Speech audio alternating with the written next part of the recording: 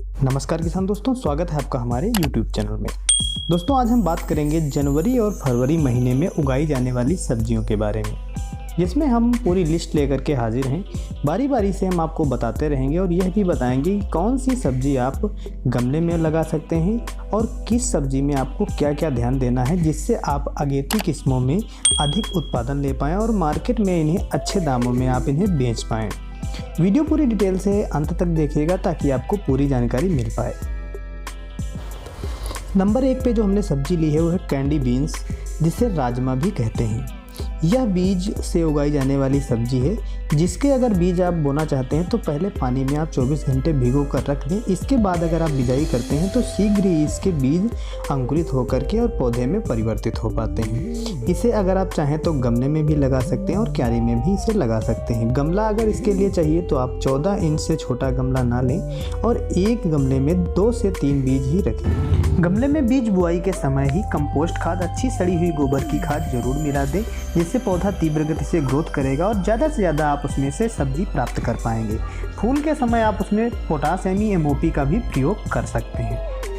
अगली जो हमने सब्जी ली है वो है कैप्सिकम यानी शिमला मिर्च। ये कई सारे रंगों में आपको मिल जाती है, जिसमें लाल, हरा, पीला, सफ़ेद व बैंगनी इत्यादि रंगों में आपके इसके बीज मिल जाएंगे।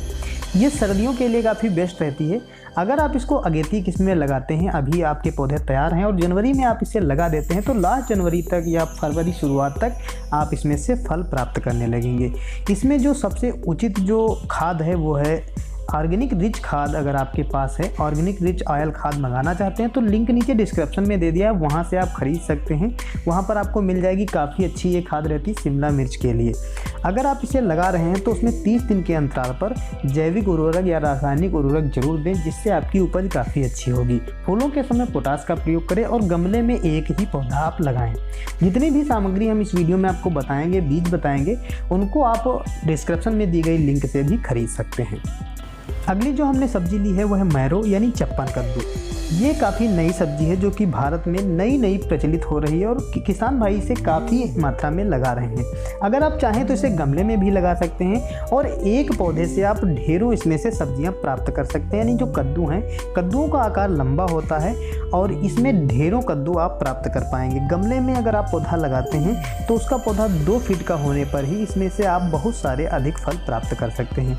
इसके लिए भी कंपोस्ट वर्मी खाद जो है काफ़ी अच्छी रहती है और इसके अधिक उत्पादन के लिए घुलनशील उर्वरकों का प्रयोग कर सकते हैं, जिसमें NPK 19-19-19, 0-32-34 और 0-0-50 का सही समय पर प्रयोग करके अच्छी उपज ले सकते हैं।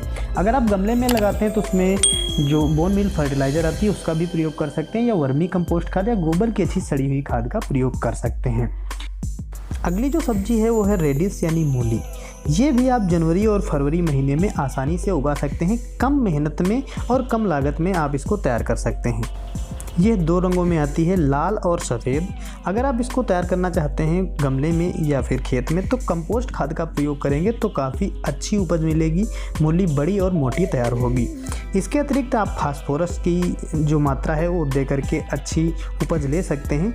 अगर आप फास्फोरस में सिंगल सुपर फास्फेट का प्रयोग करते हैं, जिसमें आपको फास्फोरस काफ़ी अच्छी मात्रा में मिल जाती है, तो वो बेस्ट रहती है। तो इस तरह से आप मूली तैयार कर सकते हैं और मूली को आप खेत की मेड़ों पर भी उगा सकते हैं। अगली जो सब्जी है वो है फ्रेंच बीन्स, जो कि भारत में नई सब्जी मानी जाती है और ये बिल्कुल ही राजमा के जैसी है। जो हमने अभी आपको राजमा बताया है सेम उसी की तरह दिखती है और इसकी फलियां काफ़ी अच्छे दामों में मार्केट में बिक जाती हैं। ये काफ़ी जल्दी तैयार होने वाली सब्जी है।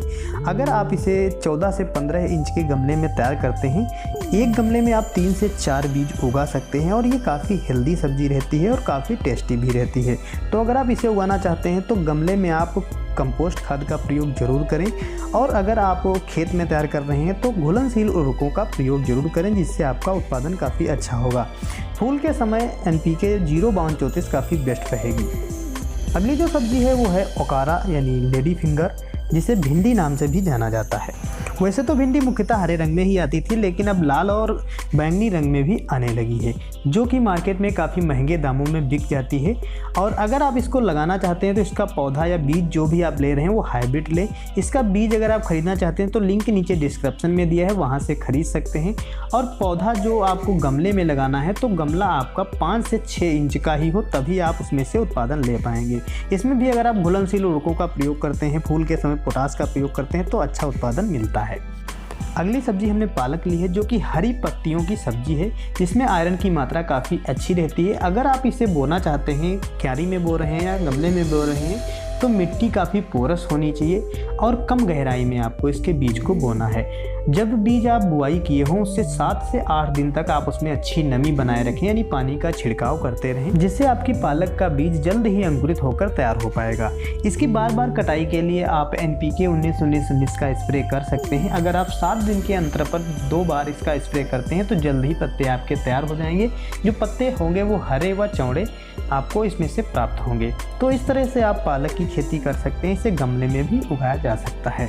अगली जो सब्जी है वो है ब्रिंजल यानी बैंगन। इसे आप बीज से भी तैयार कर सकते हैं और कटिंग भी इसकी आधुनिक समय में लगाई जाती है। इसमें सफ़ेद, हरा, बैंगनी, काला और अन्य रंगों में भी आप इसे प्राप्त कर सकते हैं। और इसको आप चाहें तो गमले में भी लगा सकते हैं और आप इसे खेत में भी तैयार कर सकते हैं। गमले में अगर आप लगा रहे हैं तो कंपोस्ट खाद काफ़ी अच्छी रहती है। खेत में भी आप इस पौधे की रोपाई से पहले लास्ट जुताई के समय अगर कंपोस्ट खाद का प्रयोग करते हैं तो काफ़ी अच्छा आपका पौधा ग्रोथ करता है। बस ध्यान रखना है कि जो आप गोबर की खाद दे रहे हैं वो कच्चे गोबर की खाद ना दें। और यूरिया का अगर आप इस पर स्प्रे करते हैं या NPK 19-19-19 का स्प्रे करते हैं 15-15 दिन के अंतराल पर, तो काफ़ी अच्छा पौधा ग्रोथ करता है और जिसमें इसमें फल और फूल काफ़ी अच्छी मात्रा में आपको मिल पाएंगे। अगली जो सब्जी है वो है क्लस्टर बीन्स यानी ग्वारफली। ये भी भारत में काफ़ी प्रचलित हो रही है और महंगे दामों में इसे मार्केट में बेचा जा रहा है। इसकी फलियां और जो बीज हैं ये सब्जियों के माध्यम में प्रयोग में लाए जाते हैं। तो इसको भी आप गमले में और खेत में तैयार कर सकते हैं। अगर गमले में तैयार कर रहे हैं तो उसमें आप कंपोस्ट खाद का जरूर प्रयोग करें। कंपोस्ट खाद के प्रयोग से इसमें काफ़ी अच्छी फलियाँ प्राप्त होती हैं। पौधा काफ़ी घना होता है, एक पौधे में काफ़ी संख्या में आपको फली प्राप्त होती है। अगर आपका छोटा परिवार है तो उसके लिए एक पौधा ही काफ़ी है आपको प्रत्येक हफ्ते में सब्जी देने के लिए।